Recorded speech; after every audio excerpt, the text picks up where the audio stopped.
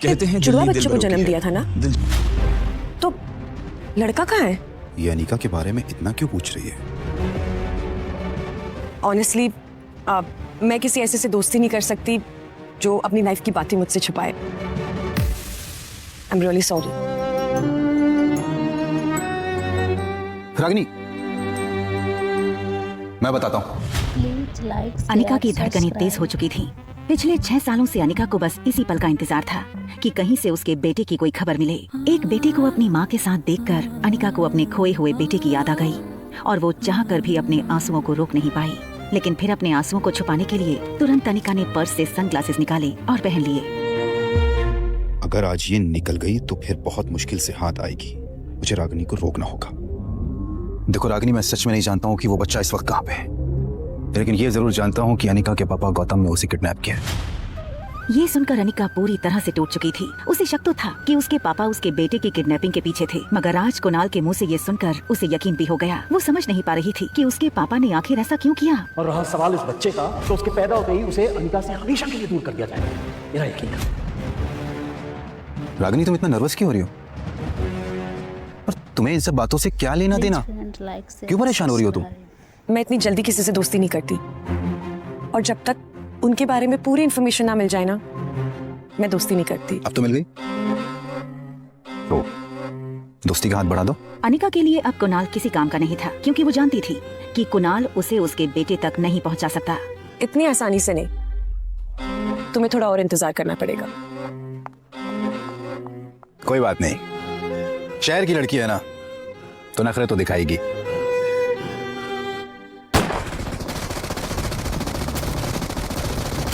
तुम सब पीछे रहो, मैं आगे जाके दुश्मन का बंकर उड़ा देती हूँ।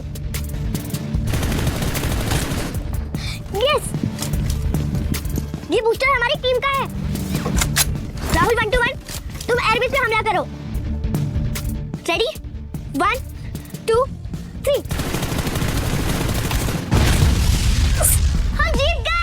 हमेशा की तरह रिया की टीम जीत गई। गेमिंग की दुनिया में रिया स्वीट एंजल के नाम से मशहूर थी। हालांकि उसने अपनी गेमिंग आईडी में कोई फोटो नहीं डाली थी। वो नहीं चाहती थी कि लोग उसकी उम्र देखकर उसे जज करें। कई लोगों को तो लगता स्वीट एंजल कोई बहुत बड़ी इंजीनियर या कंप्यूटर जीनियस होगी। रिया पर अब इन मैसेजेस की वाहवाही का असर नहीं होता था, क्योंकि अब ये सब कुछ उसके लिए बहुत आम बात थी। स्वीट एंजल के नाम से खेल रही रिया मॉर्टल फाइट गेम की वर्ल्ड चैंपियन थी। अब एक चॉकलेट मिल्कशेक मंगवाया जाए। हमारे रूम के सामने ही ना एक छोटा पागल और एक बड़ा पागल रहता है। रिया वैसे तो बड़ी अच्छी बच्ची थी, मगर थी काफी शरारती। वो उन बच्चों में से थी जिन्हें कोई बात करने से मना करो तो वो ये जानने के लिए बहुत उत्सुक होते हैं कि आखिर ऐसा क्या है कि बड़े उन्हें वो चीज करने से मना करते हैं। 2401, छोटा पागल।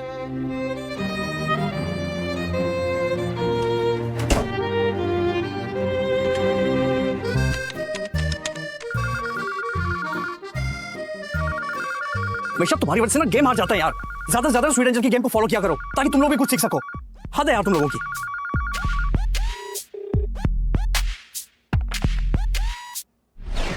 हेलो छोटे पागल। मैं पागल नहीं हूँ। तुम्हें ये बात मेरे टीचर ने बताई क्या? अच्छा, तो तुम्हारी टीचर भी बात जानती है? मेरी टीचर कहती है मुझे स्पेशल स्कूल जाना चाहिए। क्या तुम स्कूल जाती हो? ऑफ कोर्स, हर बच्चा स्कूल जाता है। तुम नहीं जाते क्या? मैं स्कूल जाता था जब हम पूरी फैमिली के साथ रहते थे। फिर डैड मुझे यहाँ लेकर आ गए। ये होटल डैड की है और अब हम इस होटल में ही रहते हैं, और ट्यूशन टीचर भी यही आती है मुझे पढ़ाने। स्कूल नहीं जाते, होटल को अपना घर बना रखा है। अच्छा एक बात बताओ, तुम्हारा कोई फ्रेंड है यहाँ पर? नहीं, यहाँ पर मैं, मेरे डैड और मेरे चाचू रहते हैं।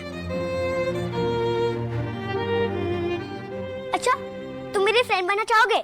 आर्यन, जिसकी लाइफ में सिर्फ 2 चीजों की कमी थी, माँ और दोस्त की, इसलिए आर्यन ने बिना वक्त गवाए तुरंत हाँ कर दी। हाँ, मेरा नाम रिया है। तुम्हारा नाम क्या है? I am Aryan. तुम कहाँ से बोल रही हो? मैं तो तुम्हारे सामने ही रहती हूँ। मेरी मम्मा और मैं तुम्हारे होटल में गेस्ट हैं। अच्छा एक बात बताओ, तुम मुझसे मिलना चाहोगे? ये सुनकर आर्यन ने बाहर सनी को देखा। उसे लगा कि सनी तो अपनी ही प्रॉब्लम से परेशान है। मगर कैसे? मेरे डैड मुझे अकेले बाहर नहीं आने देंगे। तुम बच्चे हो क्या? हाँ, मैं मम्मा को बोल देती हूँ कि मुझे पिज्जा खाना है, इसलिए मैं नीचे जा रही हूँ। और जब मम्मा आएगी तब तुम भी उनसे मिल लेना। ओके, अब मैं रखती हूँ फोन और 15 मिनट के बाद नीचे लॉबी में आ जाना। बाय। पर हम एक दूसरे को पहचानेंगे कैसे? Very good question. अच्छा, काम करो, तुम ब्लैक टी शर्ट और ब्लैक पैंट पहन के आओ, मैंने भी वही पहना होगा। हमारी ड्रेस से हम एक दूसरे को पहचान लेंगे। Okay, bye. और सनी की तरफ देखते हुए और उससे बचते हुए दबे पांव अंदर बने दूसरे कमरे में चला गया, जो आर्यन का ही कमरा था। I want to eat pizza. Come fast. दूसरी तरफ रिया ये सोचकर खुश थी कि इस नई जगह पर उसने नया दोस्त बनाया था। सनी अब भी कानों में हेडफोन डाले फोन पर बिजी था। आर्यन में इतनी हिम्मत पहले कभी नहीं आई थी। उसे पता था कि अगर रोहित को पता चला तो बहुत स्ट्रिक्ट पनिशमेंट मिल सकती है, मगर नए दोस्त और बाहर पिज्जा की लालच से उसे रिस्क उठाने की हिम्मत मिली। अपने रूम के बाहर अकेले कदम रखते ही आर्यन का कॉन्फिडेंस और बढ़ गया। आर्यन की नजर सामने वाले स्वीट 2402 पर पड़ी। उसे लगा प्लान में थोड़ा चेंज होना चाहिए, क्यों ना वो और उसकी नई दोस्त यहीं से साथ चले। तभी लिफ्ट खुलने की आवाज आई। आर्यन का दिल डर के मारे जोर जोर से धड़कने लगा। उसने सोचा कि अगर रोहित ने उसे इस तरह रूम के बाहर देख लिया तो पता नहीं क्या होगा।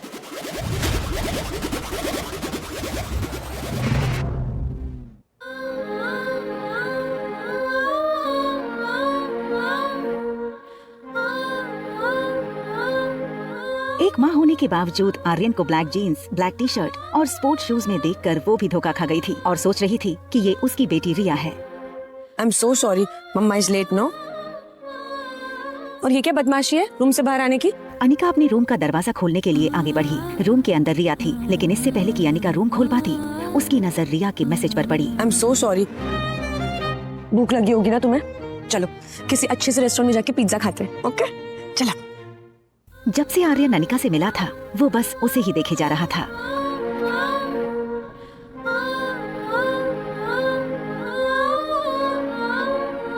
अनिका का स्पर्श, उसका प्यार देखकर आर्यन को ऐसा लगा जैसे कि अगर उसकी माँ होती तो उसे ऐसा ही प्यार करती। आर्यन ये तक भूल चुका था कि उसे उसकी नई दोस्त को मिलना था। इस वक्त आर्यन को अनिका की ममता के आगे और कुछ नहीं दिख रहा था।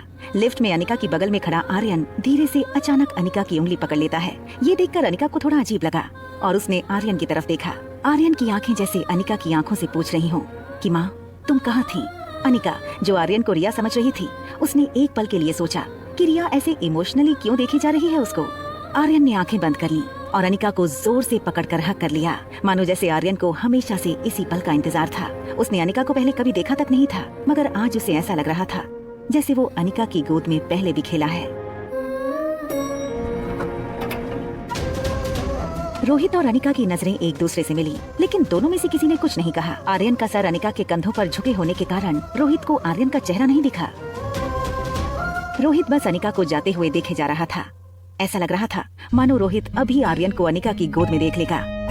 आगे चली जा रही अनिका को कुछ एहसास हुआ। उसने पलटकर रोहित की तरफ देखा तो पाया कि रोहित उसे ही देखे जा रहा था। सर, रोहित को अपने आप पर गुस्सा आ रहा था। उसे लगा कहीं अनिका को गलत सिग्नल ना मिले। तभी लिफ्ट के बाहर से कोई हलचल न होने के कारण रोहित को लगा कि अनिका अब चली गई होगी। कंफर्म करने के लिए उसने लिफ्ट के बाहर सर निकाल कर चेक किया तो देखा कि अनिका अब भी वहीं खड़ी थी।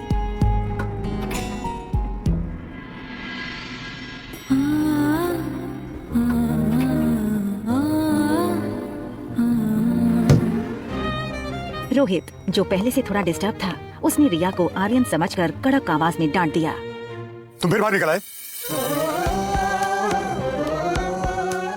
तुम्हें कितनी बार मना किया रूम से बाहर निकलने के लिए? तुम अपने डैड की बात सुनते क्यों नहीं हो? डैड, ये शब्द सुनते ही रिया की आंखें चमक उठी। उसका पूरा चेहरा उसकी स्माइल से भर गया था। डैड, आखिर मैंने आपको ढूंढ ही लिया।